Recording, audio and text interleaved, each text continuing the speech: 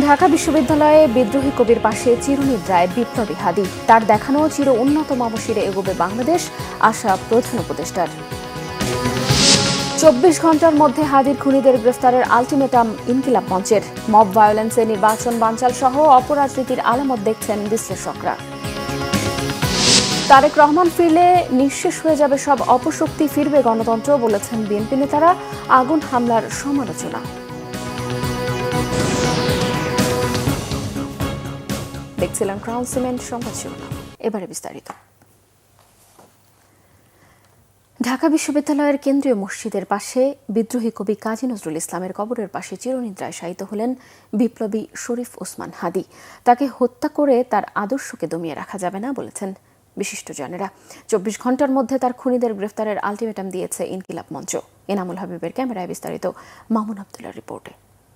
আমি সঞ্চয়, আমি ঘূর্ণি, আমি পথ সম্মুখে যাহা পাই যাই চূর্ণি, আমি তো পাগল ছন্দ, আমি আপনার তালে নেচে যাই, আমি মুক্ত জীবনানন্দ, আমি হাম্বি।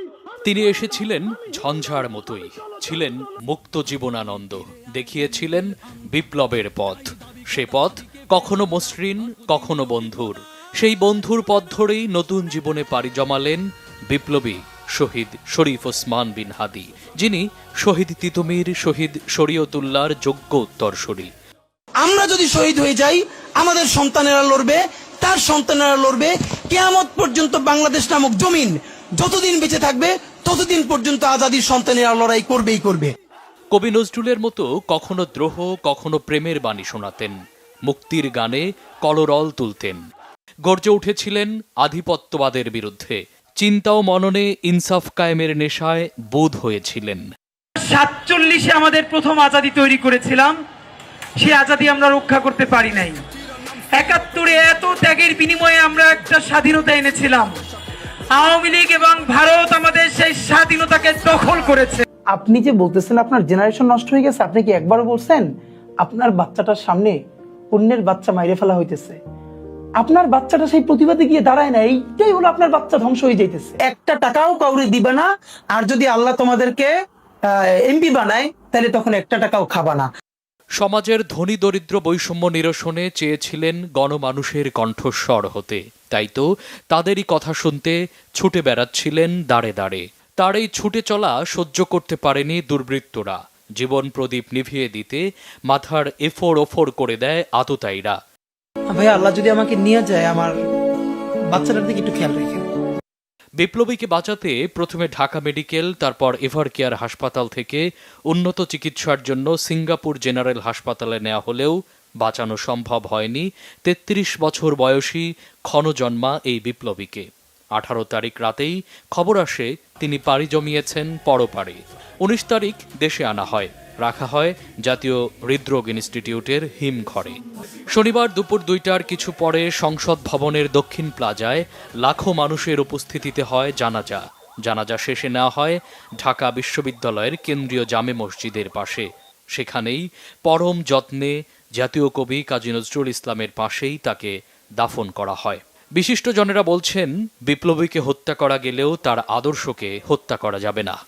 মানুষের মধ্যে যে গভীর ভালোবাসা এবং আবেগ তার মৃত্যুর মধ্য দিয়ে আমরা দেখলাম, সেটি প্রমাণ করে যে আধিপত্যবাদের বিরুদ্ধে, অন্যায়ের বিরুদ্ধে একটি ন্যায়সঙ্গত সমাজ ও দেশ প্রতিষ্ঠা করার লক্ষ্যে যে সংগ্রাম, তার প্রতি সারা বাংলাদেশ সবসময়ের জন্যই একাত্ম অনুভব করে।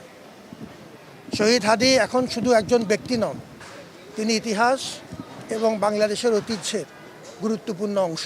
ওসমান হাদি ভাই যে স্বপ্ন দেখেছিলেন, সেই স্বপ্নের জন্য তিনি শহীদ হয়েছেন। সেই সোনার বাংলাদেশ, সেই নতুন বাংলাদেশ, ইনসাফের বাংলাদেশ, সেটা যেন আমরা গঠন করতে পারি।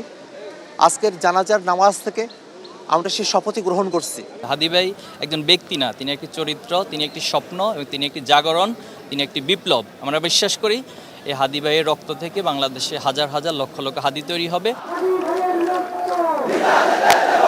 তরুণ এ বিপ্লবীকে হারিয়ে বিমর্ষ সহযোদ্ধারাও। খুনিদের ধরতে ২৪ ঘন্টার আলটিমেটাম দেন তারা। আগামী ২৪ ঘন্টার মধ্যে ওসমান হাদিকে যারা খুন করেছে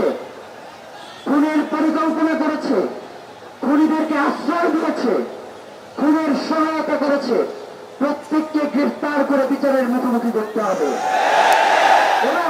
দাফন শেষে শরীফ ওসমান হাদির কবরে রোপণ করা হয় রক্ত জবার গাছ। বিদ্রোহী কবির পাশেই চিরনিদ্রায় শায়িত হলেন চিরবিপ্লবী বীর শরীফ ওসমান হাদি। তার শুভাকাঙ্ক্ষীরা বলছেন, মসজিদের পাশে তিনি শান্তিতে ঘুমিয়ে থাকলেও জাগরুক থাকবে তার জ্বালানো বিপ্লবী মশাল। যতদিন এই বাংলায় ইনসাফ এবং মুক্তির আকাঙ্ক্ষা থাকবে, ততদিন তিনি জনতার হৃদয়ে বেঁচে থাকবেন। মামুন আব্দুল্লাহ, বাংলা ভিশন, ঢাকা। এর আগে জাতীয় সংসদ ভবনের দক্ষিণ প্লাজায় হয় বিপ্লবী শরীফ ওসমান বিন হাদির জানাজা। মানিক মিয়া অ্যাভিনিউ পেরিয়ে জনস্রোত ছড়িয়ে পড়ে আশপাশের সড়কে। সবার চোখে মুখে দ্রোহ, খুনির বিচার চান তারা। প্রধান উপদেষ্টা ডক্টর মোহাম্মদ ইউনূস বলেন, হাদি থাকবে প্রতিটি বাংলাদেশির বুকের মধ্যে। রিপোর্ট করছেন সিকান্দার রেমান, ভিডিও ধারণ করেছেন জাহাঙ্গীর আলম ও জহুরুল হক জনি। আমার ভাই ওসমান হাদি শহীদ হয়েছে। ইনকিলাব মঞ্চের মুখপাত্র শরীফ ওসমান বিন হাদির হত্যাকাণ্ডের বিচার প্রকাশ্যে করার দাবি জানিয়েছেন তার বড় ভাই আবু বকর সিদ্দিক। তাদের কাছে আমি এই ঋণ কোনদিন আমি ছাড়ব না। আমার ভাই শরীফ ওসমান হাদির বিচার যেন প্রকাশ্যে এই বাংলার জমিনে আমরা দেখতে পারি। শনিবার দুপুর 2:30টায় জাতীয় সংসদ ভবনের দক্ষিণ প্লাজায় জুলাই বিপ্লবী ও আধিপত্যবাদ বিরোধী ইনকিলাব মঞ্চের মুখপাত্র শরীফ ওসমান বিন হাদির জানাজার আগে বক্তব্য দেন তারই সহযোদ্ধা। কোনোভাবেই শরীফ ওসমান হাদির রক্তকে বৃথা যেতে দেব না। আমরা ঘোষণা করতে চাই, শরীফ ওসমান হাদির রক্তের মধ্য দিয়ে বাংলাদেশ ইনসাফ কায়েম হবে। প্রধান উপদেষ্টা ডক্টর মোহাম্মদ ইউনূস বলেন, লাখ লাখ মানুষ এখানে হাজির হয়েছে। ঢেউয়ের মতো লোক আসছে সারা বাংলাদেশ জুড়ে। কোটি কোটি মানুষ আজকে এই মুহূর্তের জন্য অপেক্ষা করছে। মানুষ তাকিয়ে আছে হাদির বিষয়ে কথা শোনার জন্য। বিদেশে অবস্থানরত বাংলাদেশিরাও হাদির কথা জানতে চায়। অধ্যাপক ডক্টর মোহাম্মদ ইউনূস বলেন, প্রিয় ওসমান হাদি, তোমাকে আমরা বিদায় দিতে আসিনি। তুমি আমাদের বুকের ভেতরে আছো এবং যতদিন বাংলাদেশ থাকবে ততদিন তুমি সকল বাংলাদেশির বুকের মধ্যে থাকবে। তুমি আমাদেরকে এমন এক মন্ত্র কানে দিয়ে গেছো, সেই মন্ত্র বাংলাদেশের কেউ কোনোদিন ভুলতে পারবে না এবং এই মন্ত্র চিরদিন আমাদের কানে বাঁচতে থাকবে। সেই মন্ত্র বাংলাদেশের বড় মন্ত্র হয়ে আমাদের জাতির সঙ্গে সংযুক্ত থাকবে। তোমার মন্ত্র ছিল, চলো বলবীর চির উন্নতম মশির। প্রধান উপদেষ্টা আরো বলেন, হাদির মানবপ্রেম, মানুষের সঙ্গে ওঠা বসার ভঙ্গি এবং রাজনৈতিক দৃষ্টিভঙ্গি সবাই প্রশংসা করছে। ওসমানের মন্ত্রের কথা উল্লেখ করে তিনি বলেন, তার মন্ত্র ছিল দুনিয়ার সামনে মাথা উঁচু করে চলার। হাদির নির্বাচনে অংশগ্রহণ করার বিষয়টি নিয়েও কথা বলেন প্রধান উপদেষ্টা। প্রিয় হাদি, তুমি নির্বাচনে অংশগ্রহণ করতে চেয়েছিলে এবং সেই নির্বাচনে অংশগ্রহণ করতে গিয়ে নির্বাচন কিভাবে করতে হয় তারও একটা প্রক্রিয়া জানিয়ে গেছে আমাদেরকে।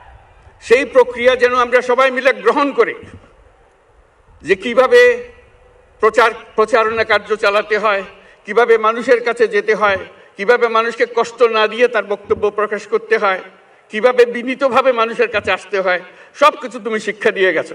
জানাজা নামাজ শুরু হচ্ছে। জানাজায় অংশ নেন বিএনপির স্থায়ী কমিটির সদস্য সালাউদ্দিন আহমদ, জামাত ইসলামের আমির ডাক্তার শফিকুর রহমান, সেনাবাহিনীর প্রধান জেনারেল ওয়াকারুজ্জামান, জাতীয় নাগরিক পার্টির আহ্বায়ক নাহিদ ইসলাম, অন্তর্বর্তীকালীন সরকারের উপদেষ্টা সহ বিভিন্ন রাজনৈতিক দল, সামাজিক ও সাংস্কৃতিক সংগঠনের নেতৃবৃন্দ এবং সর্বস্তরের জনতা। আসসালামু আলাইকুম ওয়া রাহমাতুল্লাহ। হাদিরা কোনোদিন হারিয়ে যাবে না, কেউ তাকে ভুলতে পারবে না। যুগ যুগ ধরে আমাদের সঙ্গে থাকবে হাদি। হাদির কণ্ঠে বিদ্রোহী কবি কাজী নজরুল ইসলামের মন্ত্র আমাদের মনে করিয়ে দেবে, বলবীর চির উন্নত মমশির। এসেছেন, দেখেছেন এবং জয় করেছেন কোটি মানুষের হৃদয়। আজ শরীফ ওসমান বিন হাদি চলে গেছেন, কিন্তু রেখে গেছেন তার আদর্শ, রেখে গেছেন অসংখ্য স্মৃতি। ওসমান বিন হাদি যেই বাংলাদেশ গড়তে চেয়েছিলেন, বৈষম্যবিহীন সেই বাংলাদেশ গড়ার শপথ নিয়ে আজ জানাজা থেকে গেলেন তার ভক্ত, দর্শক, অনুরাগীরা। সিকান্দার রেমান, বাংলা ভিশন, জাতীয় সংসদ ভবন, ঢাকা। ঢাকা। আধিপত্যবাদ বিরোধী লড়াইয়ের অকুতভয় সৈনিক শরীফ ওসমান বিন হাদি। দুর্বৃত্তের বুলেট তার জীবন কেড়ে নিলেও হাদির আদর্শে উজ্জীবিত কোটি হাদি। তার জানাজায় অংশ নেয়া বিভিন্ন দলমতের মানুষ ও রাজনৈতিক দলের শীর্ষ নেতাদের প্রতিক্রিয়া ছিল ঠিক এমনই। মানুষের প্রস্থান হলেও আদর্শের যে মৃত্যু হয় না, শহীদ হাদি যেন সেই বার্তাই দিয়ে গেছেন। ওসমান হাদি যে নতুন বাংলাদেশের স্বপ্ন দেখেছিলেন, সেই ইনসাফ ভিত্তিক রাষ্ট্রের স্বপ্ন দেখিয়েছেন, সেই স্বপ্ন পূরণের প্রত্যয় জানান জানাজায় অংশগ্রহণকারীরা। হাদির শেখানো মন্ত্র বাংলাদেশের মানুষ আজন্মকাল মনে রাখবে, এমন প্রত্যাশার কথাও জানান তারা। মুহিবুল্লাহ মুহিবের রিপোর্টে বিস্তারিত। শরীফ ওসমান হাদির এই জানাজা কেবলই একটি জানাজা নয়, এ যেন ভারতীয় আধিপত্যবাদের বিরুদ্ধে বাংলাদেশের ছাত্র জনতার এক অগ্নিস্ফুলিঙ্গ। যে আধিপত্যবাদের বিরুদ্ধে গর্জে উঠেছিলেন ওসমান হাদি তার লেখনী আর বিপ্লবী মানসিকতায়। যে স্ফুলিঙ্গ ছড়িয়ে পড়ে ফার্মগেট থেকে ধানমন্ডি ২৭, সংসদ ভবনের দক্ষিণ প্লাজার মাঠ ছাড়িয়ে মানুষের ঢলে ছেয়ে যায় মানিক মিয়া এভিনিউয়ের মহাসড়ক।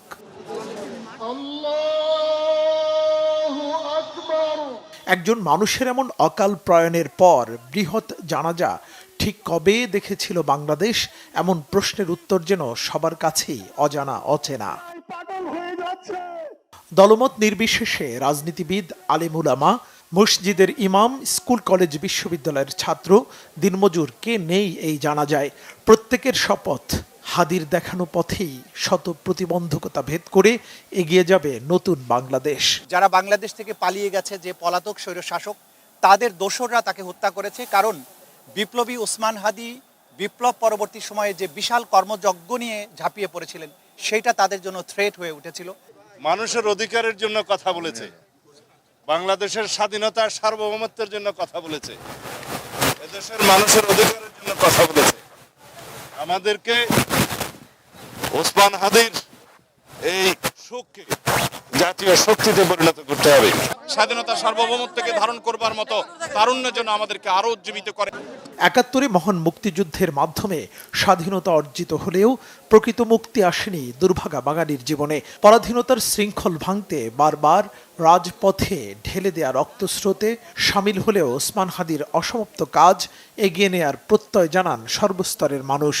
হাদির সরলতা, হাদির উচ্ছলতা, হাদির সততা এবং রাজনৈতিক ব্যক্তি হিসেবে তার যে পড়াশোনা, তার যে জ্ঞান, এই সব কিছু মিলিয়ে হাদি বাংলাদেশের একটা ব্র্যান্ডে পরিণত হয়েছিল, একটা রাজনৈতিক ব্র্যান্ডে। আমাদের পার্শ্ববর্তী দেশ ভারত আমাদের উপরে যে দাদাগিরি চালাতে চাচ্ছে, এর বিরুদ্ধাচারণ করাই হয়তোবা তার হত্যার পিছনে একটি মূল কারণ হতে পারে। অনতি বিলম্বে এই সমস্ত দুষ্কৃতিকারীদের গ্রেপ্তার করে জনের সম্মুখে বিচারের দাবি জানাই। আমরা এই শোক কাটিয়ে উঠতে পারবো কিনা জানি না, কিন্তু ভবিষ্যতে এরকম জানে আমরা হাদিকে না হারাই। দুর্বৃত্তের বুলেট হাদির জীবন কেড়ে নিলেও তিনি থাকবেন এদেশের কোটি মানুষের হৃদয়ে কাল থেকে কালান্তরে। মুহিবুল্লাহ মুহিব, বাংলা ভিশন, ঢাকা। ওসমান হাদির মৃত্যুকে ঘিরে মব ভায়োলেন্সের পেছনে রাজনৈতিক স্বার্থ হাসিলের আলামত দেখছেন বিশ্লেষকরা। এর পেছনে নির্বাচন বানচালের ষড়যন্ত্র থাকতে পারে বলে ধারণা তাদের। বলছেন এসব ঘটনায় বহির্বিশ্বে দেশের ইমেজের ওপর ব্যাপক ক্ষতি হয়েছে। নাবিল জাহাঙ্গীরের রিপোর্ট। এই যে প্রথম আলোর সামনে যারা দাঁড়িয়েছে, আমরা তাদের পক্ষে দাঁড়িয়েছি, আমরা বলি না, আপনি পারলে প্রথম আলোর বিকল্প আরো 10টা প্রথম আলো তৈরি করেন, তার অফিসের সামনে আপনার কাজটা কি? এভাবেই গণমাধ্যমকে টার্গেট করা মব সন্ত্রাসের বিরুদ্ধে কথা বলেছিলেন শহীদ ওসমান হাদি। কিন্তু বৃহস্পতিবার রাতে হাদির মৃত্যুর খবরে গোটা দেশ যখন শোকে স্তব্ধ, বিচারের দাবিতে রাস্তায় বিক্ষুব্ধ জনতা, তখন একদল মেতে ওঠে চরম বিশৃঙ্খলায়। প্রথম আলো, ডেইলি স্টার, ছায়ানট সহ দেশের বিভিন্ন জায়গায় হামলা, ভাঙচুর, অগ্নিসংযোগ করা হয়। এসব হামলাকে বিচ্ছিন্ন ঘটনা বলছেন না বিশেষজ্ঞরা, বরং এর পেছনে গভীর রাজনৈতিক ষড়যন্ত্র থাকতে পারে বলেই মত তাদের। প্যাটার্ন দেখে আমার মনে হচ্ছে আর কি যে এটা একটা হাইব্রিড গ্রুপ, যে গ্রুপটা এই মব কালচারের সাথে জড়িত, এবং যারা এই সহিংসতাটা করছে তারা আসলে ওইটাই চায়, কোনো কিছু যেন সমাধান না হয়। এখন নির্বাচন হলে তো সব রাজনৈতিক সমাধানের দিকে দেশ আগায় যাবে, কথাটা বুঝেন নেই, তারা নির্বাচন হতে দিবে না। ক্ষোভটাকে ব্যবহার করে তাদের রাজনৈতিক উদ্দেশ্য চরিতার্থ করার জন্য একটা নির্দিষ্ট দল এবং এই দলের সাথে সম্পর্কিত দূরবর্তী কিছু মানুষ মিলে এই কাজগুলি পরিকল্পিতভাবে করছে। যে এই ঘটনাগুলি পর্যন্ত, হাদির মৃত্যুকে নিয়ে পর্যন্ত প্রশ্ন উঠতে পারে যে এর সাথে আসলে কারা জড়িত, এটা একটা পরিকল্পনার অংশ কিনা। তারা বলছেন, ভারত বিরোধিতার কথা মুখে বলা হলেও এসব ঘটনা দিন শেষে ভারতীয় বয়ানকে শক্তিশালী করছে। আপনার এই যে আকাঙ্ক্ষা ছিল এই অভ্যুত্থানের, সেগুলিকে আপনি বন্ধ করার জন্য, নতুন ধরনের ফ্যাসিবাদ কায়েম করার জন্য আপনি কাজ করতেছেন, এবং এই কাজ আপনি আওয়ামী লীগের হয়ে করতেছেন, এই কাজ আপনি ভারতের হয়ে করতেছেন এবং ব্যবহার করতেছেন ভারত বিরোধিতাকে। এটার সাথে ইন্ডিয়ার বিজেপির RSS এর প্যাটার্নের ভায়োলেন্সের অনেক মিল আছে, তাই না? এটাও এক ধরনের, আপনি যদি এটাও এক ধরনের ফেসিজমের এক্সপ্রেশন, এটাও ফেসিবাদ। এসব মব ভায়োলেন্স ঠেকাতে অন্তর্বর্তী সরকারের গাফিলতি আছে, এমনটাই মত রাজনৈতিক বিশ্লেষকদের। নাবিল জাহাঙ্গীর, বাংলা ভিশন, ঢাকা। বিএনপি স্থায়ী কমিটির সদস্য ও ঢাকা ৮ আসনে দলের প্রার্থী মির্জা আব্বাস বলেছেন, ভারপ্রাপ্ত চেয়ারম্যান তারেক রহমানের আগমন মানেই গণতন্ত্রের প্রত্যাবর্তন। আর ঢাকা ৬ আসনের প্রার্থী ইশরাক হোসেনের বিশ্বাস, তারেক রহমান ফেরার পর সব অপশক্তি নিঃশেষ হয়ে যাবে। শনিবার রাজধানীর গোপীবাগে সাদেক হোসেন খোকা কমিউনিটি সেন্টারে বিএনপির ভারপ্রাপ্ত চেয়ারম্যান তারেক রহমানের স্বদেশ প্রত্যাবর্তন উপলক্ষে আয়োজিত এক প্রস্তুতি সভায় তারা এসব কথা বলেন। মির্জা আব্বাস বলেন, শহীদ জিয়াউর রহমানের হাত ধরে যে গণতন্ত্র এসেছে, বেগম খালেদা জিয়া যেটি লালন করেছেন, সেই গণতন্ত্র সঙ্গে করেই তারেক রহমান দেশে ফিরবেন। যারা দেশের ভালো চায় না, দেশকে ভালোবাসে না, তারা দেখতে মানুষের মতো হলেও প্রকৃতপক্ষে মানুষরূপী শয়তান বলেও মন্তব্য করেন মির্জা আব্বাস। প্রথম আলো ও ডেইলি স্টার সহ কয়েকটি প্রতিষ্ঠানে আগুন দেওয়ারও নিন্দা জানান তিনি। অনুষ্ঠানে ইশরাক হোসেন বলেন, আওয়ামী লীগকে মানুষ ঘৃণা ভরে প্রত্যাখ্যান করেছে, তারা গুপ্ত হত্যার পথ বেছে নিয়েছে, তারা সুযোগ পেলেই ছোবল মারবে। পাড়া মহল্লায় কোনো চক্রান্ত হচ্ছে কিনা সতর্ক থাকার আহ্বান জানান ইশরাক হোসেন।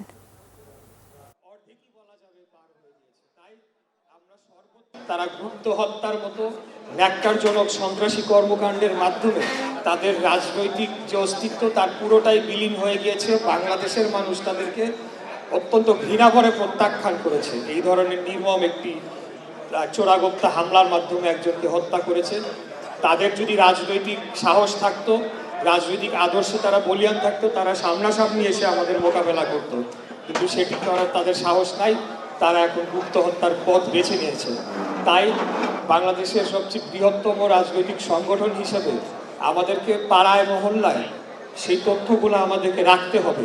কোনো ধরনের চক্রান্ত কোথাও হচ্ছে কিনা সেই জিনিসগুলো আমাদেরকে ওয়াকিবহাল থাকতে হবে এবং প্রয়োজন বোধে আমাদেরকে সর্বোচ্চ ব্যবস্থা নিতে হবে। তাদের প্রতিটি কার্যক্রম খুব ধারাবাহিক। আমাদের নেতা আসবেন, এই সময় একটা দুর্ঘটনা ঘটিয়ে দিল, তারা হাদিকে হত্যা করলো এবং এইটার বদনাম চাপানোর চেষ্টা করেছিল বিএনপির উপরে, আমাদের উপরে। কিন্তু আল্লাহর শেষ রহমত, আসামি ধরা আসামিকে শনাক্ত করা গেছে, ফলে সেই অপরাধ আর বিএনপির উপরে নাই।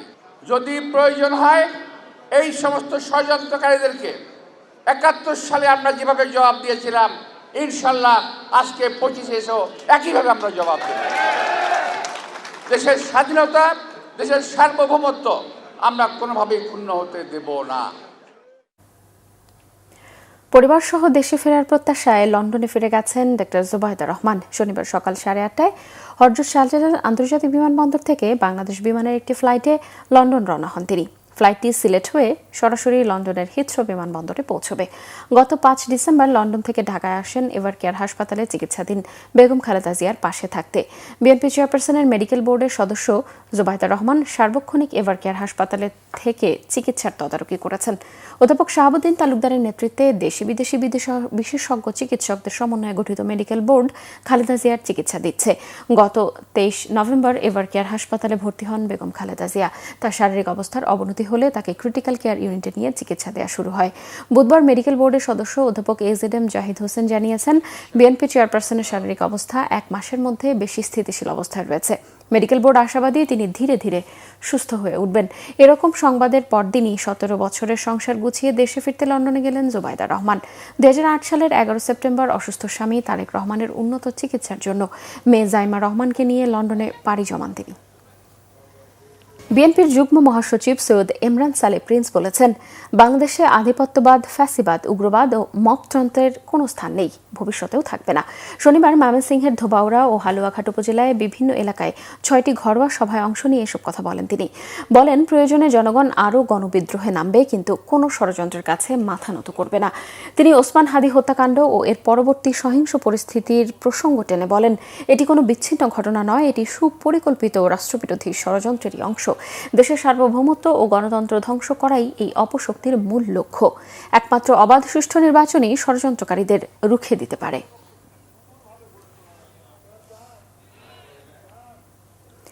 বিএনপির ভারপ্রাপ্ত চেয়ারম্যান তারেক রহমানের প্রত্যাবর্তন হবে ঐতিহাসিক। এজন্য সর্বাত্মক প্রস্তুতি নিতে হবে বলে জানান ঢাকা 6 আসনের বিএনপির মনোনীত প্রার্থী ইশরাক হোসেন। শনিবার রাজধানীর ওয়ারীতে নিজ নির্বাচনী কার্যালয়ে বিএনপি চেয়ারপারসন বেগম খালেদা জিয়ার আশু সুস্থতা ও জুলাই যোদ্ধা শরীফ ওসমান হাদির রুহের মাগফিরাত কামনায় এক দোয়া মাহফিলে তিনি এসব কথা বলেন। তিনি জানান, দলের ভারপ্রাপ্ত চেয়ারম্যান তারেক রহমানের দেশে প্রত্যাবর্তন শুধু একটি স্মরণীয় দিন নয়, এটি হবে বাংলাদেশের রাজনৈতিক ইতিহাসের একটি ঐতিহাসিক অধ্যায়। আগমনের দিন ভোর থেকে গভীর রাত পর্যন্ত রাজপথে থাকতে হবে। নেতাদের বাসভবনে প্রবেশের পরই কর্মসূচি শেষ হবে বলেও জানান ইশরাক হোসেন। তিনি বলেন, খালেদা জিয়াকে গ্রেফতারের পর যখন আন্দোলন প্রায় নিস্তব্ধ হয়ে পড়েছিল, তখন তারেক রহমান লন্ডন থেকে দলকে নতুন করে সংগঠিত করেন। তার নেতৃত্বেই বিএনপি আজও দেশের সর্ববৃহৎ ও সুশৃঙ্খল রাজনৈতিক দল হিসেবে টিকে আছে। তিনি জানান, তারেক রহমানের আগমন উপলক্ষে ঢাকার বিভিন্ন প্রবেশ পথে অভ্যর্থনা কেন্দ্র স্থাপন করা হবে। বাবুবাজার ব্রিজ, সদরঘাট টার্মিনাল সহ গুরুত্বপূর্ণ এলাকায় নেতাকর্মীদের দায়িত্ব পালন করবেন। বিমানবন্দর থেকে 300 ফিট এলাকায় অনুষ্ঠানের সমাবেশ হবে, ইতিহাসের অন্যতম বড় জনসমাবেশ। যত সংখ্যক লোক সম্ভব, এটার কোনো শেষ নাই, সীমাহীন।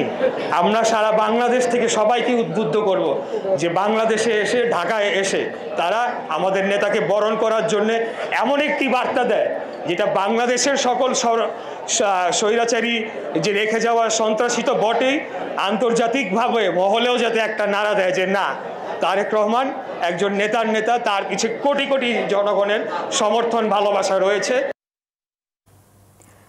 বিএনপির ভারপ্রাপ্ত চেয়ারম্যান তারেক রহমানকে 1 নম্বর সদস্য করে জাতীয়তাবাদী মুক্তিযুদ্ধ প্রজন্মের 151 সদস্য বিশিষ্ট আহ্বায়ক কমিটির ঘোষণা করা হয়েছে। বাংলাদেশ জাতীয়তাবাদী মুক্তিযোদ্ধা দল কেন্দ্রীয় কমিটির সভাপতি বীর মুক্তিযোদ্ধা ইশতিয়াক আজিজ উলফাত স্বাক্ষরিত এক প্রেস বিজ্ঞপ্তিতে এই তথ্য জানানো হয়। বাংলাদেশ জাতীয়তাবাদী দলের ভারপ্রাপ্ত চেয়ারম্যান তারেক রহমানের অনুমতিক্রমে এই আহ্বায়ক কমিটির ঘোষণা করা হয়েছে। একই সঙ্গে পূর্ব ঘোষিত সকল জেলা ও মহানগর কমিটি বিলুপ্ত ঘোষণা করা হয়েছে বলে জানানো হয় প্রেস বিজ্ঞপ্তিতে। ঢাকা 6 আসনে বিএনপির মনোনীত প্রার্থী ইশরাক হোসেন বলেন, দেশের এই সংকটময় সময়ে একটি মহল রাজনৈতিক সুবিধা পাবার আশায় মহান মুক্তিযুদ্ধকে হেয় প্রতিপন্ন করার চেষ্টা করছে। জাতীয়তাবাদী মুক্তিযুদ্ধ প্রজন্ম এই জাতির জন্মের প্রকৃত ইতিহাস নতুন প্রজন্মের কাছে পৌঁছে দিতে দৃঢ়ভাবে কাজ করবে বলেও আশাবাদ ব্যক্ত করেন ইশরাক হোসেন। বাংলাদেশি বংশোদ্ভূত নিউ ইয়র্ক স্টেট সুপ্রিম কোর্টের বিচারপতি হিসেবে জাস্টিস সোমা সাইদের অভিষেক ও শপথ গ্রহণ অনুষ্ঠানে অত্যন্ত মর্যাদা ও উৎসবমুখর পরিবেশে অনুষ্ঠিত হয়েছে। নিউ ইয়র্কের কুইন্সে অবস্থিত কুইন্স সিভিল কোর্টের অডিটোরিয়ামে ওই অনুষ্ঠানে যুক্তরাষ্ট্রের মূলধারার শতাধিক অতিথিসহ কমিউনিটির বিভিন্ন স্তরের 3 শতাধিক গণমাধ্যম ব্যক্তি অংশ নেয়। এ সময় নিউ ইয়র্ক স্টেট সুপ্রিম কোর্টের প্রধান বিচারপতি পবিত্র কোরআন শরীফ স্পর্শ করিয়ে জাস্টিস সোমা সাইদকে বিচারপতি হিসেবে আনুষ্ঠানিকভাবে শপথ পাঠ করান। অনুষ্ঠানে বিশেষ অতিথি ছিলেন যুক্তরাষ্ট্রের নিযুক্ত বাংলাদেশি রাষ্ট্রদূত তারেক মোহাম্মদ আরিফুল ইসলাম ও মেক্সিকোতে নিযুক্ত বাংলাদেশের রাষ্ট্রদূত Mushfiqul Fazal Ansari. New York state supreme কোর্টের বিচারপতি হিসেবে শপথ গ্রহণ করা সোমা সাইদের বাংলাদেশের টাঙ্গাইল জেলার মেয়ে এবং তার স্বামী বিশিষ্ট আইটি বিশেষজ্ঞ মিলন চৌধুরী মৌলভীবাজার জেলার সন্তান। As the first Bangladeshi American elected to the New York State of Supreme Court, Judge Said has not only made history, she redefined what is possible for future generations. Her achievements sends a powerful message that the halls of justice belong to all who are committed to fairness, the rule of law, and service to public, regardless of origin, accent, or ancestry. সংবাদ শেষ করব crown cement শিরোনামগুলো আরও একবার জানিয়ে। ঢাকা বিশ্ববিদ্যালয়ে বিদ্রোহী কবির পাশে চিরনিদ্রায় বিপ্লবী হাদি। তার দেখানো চির উন্নত মমশিরে এগোবে বাংলাদেশ, আশা প্রধান উপদেষ্টার। 24 ঘন্টার মধ্যে হাদির খুনিদের গ্রেফতারের আলটিমেটাম ইনকিলাব মঞ্চের। মব ভায়োলেন্সে নির্বাচন বানচাল সহ অপরাজনীতির আলামত দেখছেন বিশ্লেষকরা। তারেক রহমান ফিরলে নিঃশেষ হয়ে যাবে সব অপশক্তি, ফিরবে গণতন্ত্র, বলেছেন বিএনপি নেতারা। আগুন হামলার সমালোচনা। দর্শক, এই ছিল এখনকার মতো। পরের সংবাদ সকাল 7:30টায় দেখার আমন্ত্রণ রইল। এছাড়াও বাংলাদেশের সংবাদ ও সংবাদ সংশ্লিষ্ট অনুষ্ঠান দেখতে ভিজিট করুন www.bvnews24.com ও facebook.com/banglavisionnews এবং সাবস্ক্রাইব করুন youtube.com/banglavisionnews। এতক্ষণ সঙ্গে থাকায় ধন্যবাদ সবাই।